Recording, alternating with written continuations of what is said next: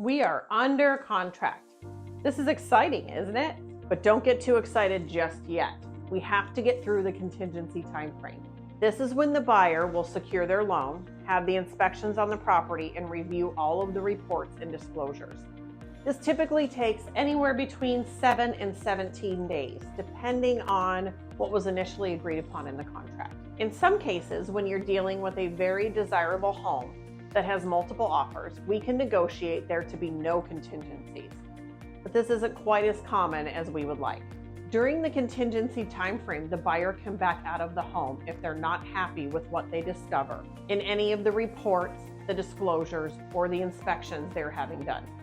After reviewing the reports and having the inspections, this is typically when the buyer would be asking for repairs, or they could ask for credit for things that they found during these inspections.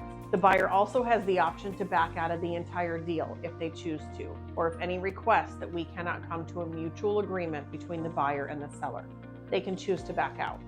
Also, if for some reason they're not able to qualify for the loan, or if the home does not appraise and we cannot come up with a mutually agreed upon price regarding the appraisal, the buyer can back out as well.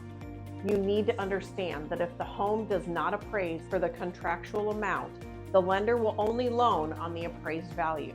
Obviously, they take into consideration what the buyer is actually qualified for. Any additional money required would need to be made up by the buyer, or the seller would have to agree to adjust the contractual price. Again, unless you have countered out any of these contingencies and they are not made part of the original contract or counteroffer, the buyer has the right to back out of the home. And as a seller, we cannot retain their earnest money. It's essential to hire an agent like myself who knows how to properly vet buyers and their offers, asks the right questions, and has the right conversations with the agents, the lender. The buyer's deposit is only at risk if they have officially removed their contingencies. So I always advise my clients not to start packing their bags until all contingencies have been removed. Also, be sure to get contingencies removed as soon as possible and stay within contractual deadlines as much as you can.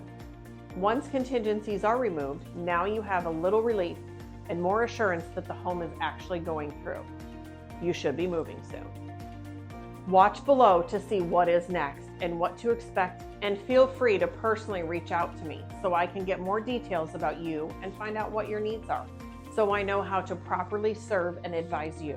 Again, my name is Angie Doubt with Angie Sells Home. Let's turn your dream into an address.